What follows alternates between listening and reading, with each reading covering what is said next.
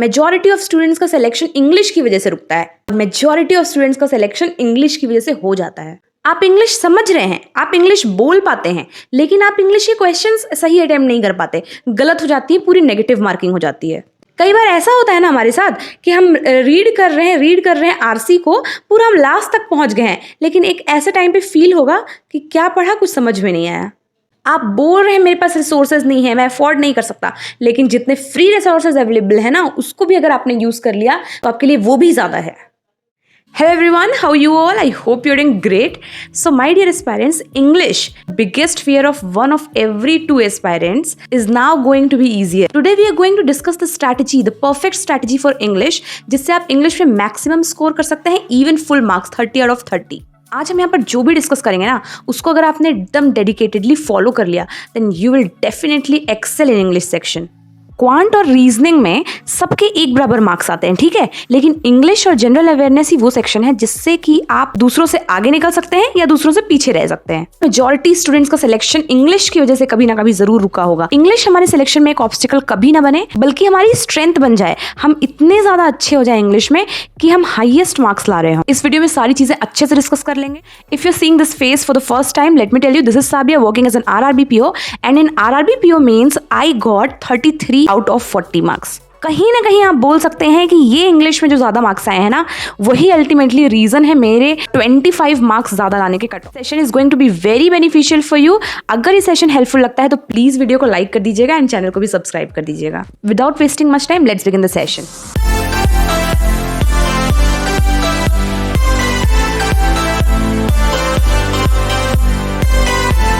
अगर हम competitive exams की इंग्लिश या फिर कह लीजिए बैंकिंग की इंग्लिश के बारे में बात करते हैं, तो यहाँ पर सिर्फ 3 चीजें हैं जो मैटर करती हैं, ठीक है।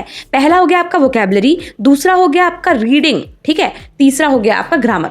ये 3 चीजें आपके लिए सबसे ज्यादा इंपॉर्टेंस रखती हैं। फर्स्ट हम बात करते हैं वोकैबुलरी के बारे में। वोकैबुलरी के लिए मैंने आपको हमेशा से सजेस्ट किया हुआ है, द हिंदू के एडिटोरियल के 2 आर्टिकल्स डेली पढ़ने हैं। आप जब स्टार्ट कर रहे होंगे ना, आपको बहुत ज्यादा डिफिकल्ट लगेंगी लैंग्वेज, जो लाइन्स है वो बहुत ज्यादा डिफिकल्ट लग सकती हैं, तो you can start with Nimisha ma'am का वीडियो आता है। मैं हमेशा, मतलब आप जाकर मेरे 2 साल पहले की वीडियोस देखिए, 1 साल पहले की वीडियोस देखिए, कहीं पर भी मैंने अगर वोकैबुलरी की बात की है तो मैंने एडिटोरियल की बात की है, और एडिटोरियल की बात की है तो निमिषा मैम की एडिटोरियल एनालिसिस की वीडियो की बात की है। वहां पे एडिटोरियल के एनालिसिस पार्ट के साथ साथ आपको उस पे बेस्ड बहुत सारे टाइप्स ऑफ मिसलेनियस क्वेश्चंस भी कराए जाते हैं। आपके लिए बहुत ज्यादा बेनिफिशियल होगा।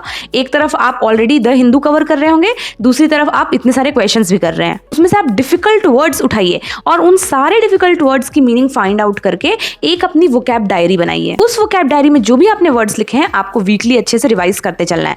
जो पैसेज आता है ना, जो जनरली पैसेज आता है ना, मेंस हो या प्री हो, बहुत बार वो एडिटोरियल से उठाया हुआ होता है, बहुत बार वो न्यूज़पेपर का डायरेक्ट आर्टिकल होता है।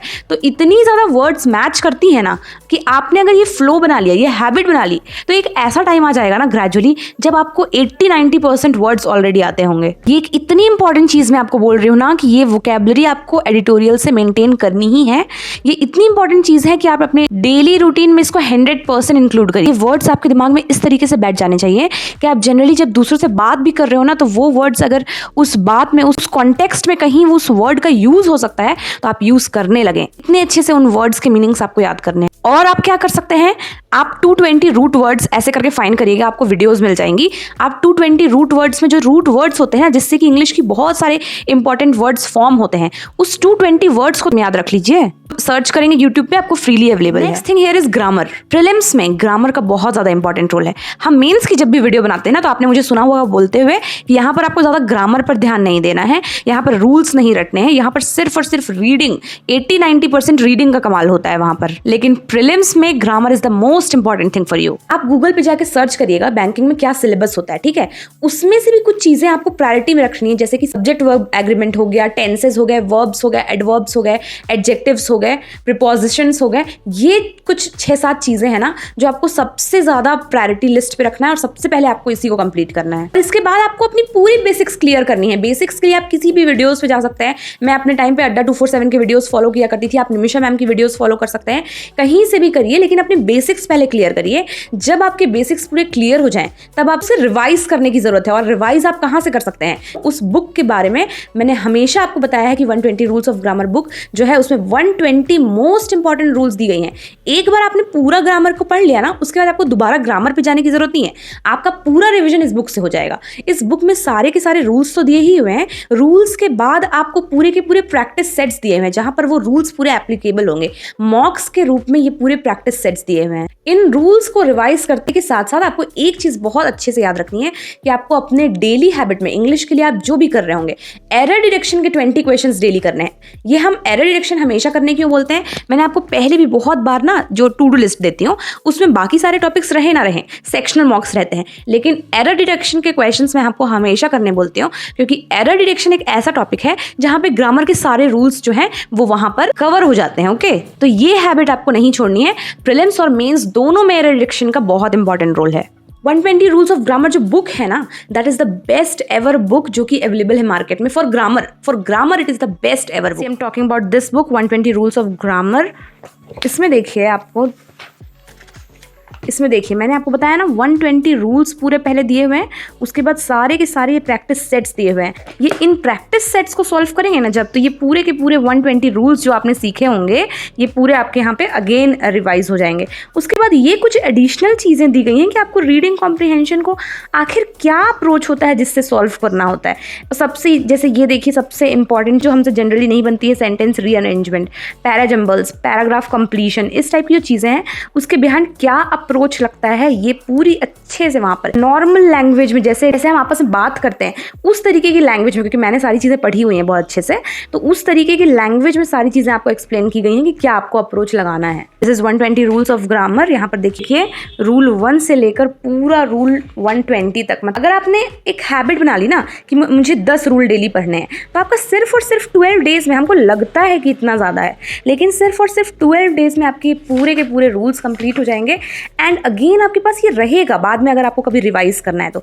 क्या होता है हमारे पास इस तरीके का रूल्स का एक कलेक्शन कहीं भी नहीं मिल पाता है। और एक और चीज़ बता रही हूँ कि जब आप इस बुक को पढ़ते हैं ना तो थोड़ा बहुत आप इसको लिंक कर सकते हैं, आप रेफरेंस ले सकते हैं। 120 रूल्स ऑफ ग्रामर की वीडियोज़ भी डली हुई हैं, तो एक प्रकार से आप थोड़ा बहुत पढ़ेंगे और उन वीडियोज़ को देखेंगे ना तो आपको बहुत अच्छा एक सिंक में आपकी चीज़ें कंप्लीट होती जाएंगी। 117, 118 इस तरीके से ही ये पूरा 120 तक ये रूल्स पूरे दिए हुए हैं।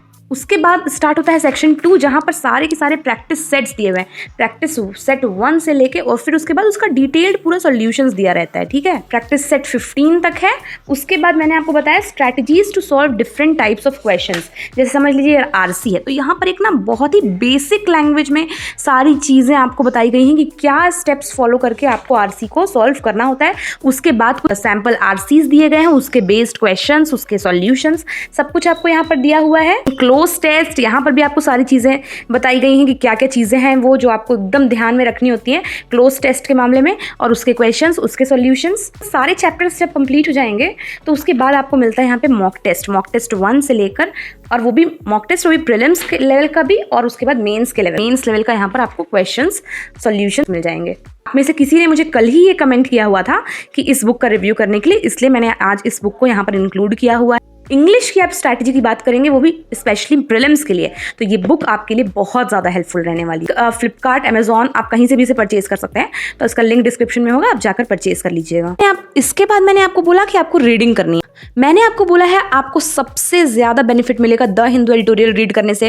पहली चीज़ आपके लिए वही हो गई, आपको हर दिन करनी ही करनी है। ठीक, रीडिंग की स्टार्टिंग ही आपके वहाँ एडिटोरियल से हो गई। दूसरी चीज़ मैंने आपको बोली है कि आप जब प्रैक्टिस करते हैं तो आपको कहीं भी उतने अच्छे क्वेश्चंस नहीं मिलेंगे जितने अच्छे क्वेश्चंस आपको मॉक्स मिलते हैं। तो मॉक्स अगर आपके पास पहले भी किसी दूसरे साइट का होगा या फिर आपके पास पिछले साल के पढ़े होंगे, तो आप बस उसको सबमिट करके वहीं से आरसीज की प्रैक्टिस करते रहिए। एरिस्टोटल आरसी 99 का पीडीएफ भी मैंने आपको टेलीग्राम पे प्रोवाइड किया हुआ था, फ्री पीडीएफ है, उसको भी आप जाकर देखेंगे ना तो वहाँ पे आपको beginner to advance level, mains level तक के आरसीज मिल जाएंगे, बहुत हाई लेवल के भी हैं वहाँ पर, तो उसको भी आप रीड करने की हैबिट बनाइए। कुछ भी रीड करिए, आपको जो अच्छा लगता है। अपने आसपास कोई इंग्लिश नॉवल वगैरह है आपके पास तो उसको भी रीड करिए। रीडिंग मतलब आप कहीं से भी रीड करिए, इंग्लिश बस होना चाहिए। तो ये वो 3 चीज़ें थी जिससे कि आप पूरा का पूरा अपना इंग्लिश को बिल्ड कर सकते हैं, स्ट्रेंथन कर सकते हैं। चीज़ें में आपको क्या क्या चीज़ें करनी है वो मैंने आपको बहुत अच्छे से समझा दिया है। सिर्फ इसको अच्छे से फॉलो करना है एंड इन तीनों के बाद आपको करनी है सिर्फ और सिर्फ प्रैक्टिस। प्रैक्टिस आप कहाँ से कर सकते हैं? देखिए, अभी स्टार्टिंग में ना अगर आपके बेसिक्स क्लियर नहीं होंगे तो आप स्टार्टिंग में अड्डा 247 की वीडियोज़ को फॉलो कर सकते हैं। So that was all for today. This is Sabia signing off. See you all in our next session. Till then, stay happy, stay blessed, keep learning, and thank you so much for watching.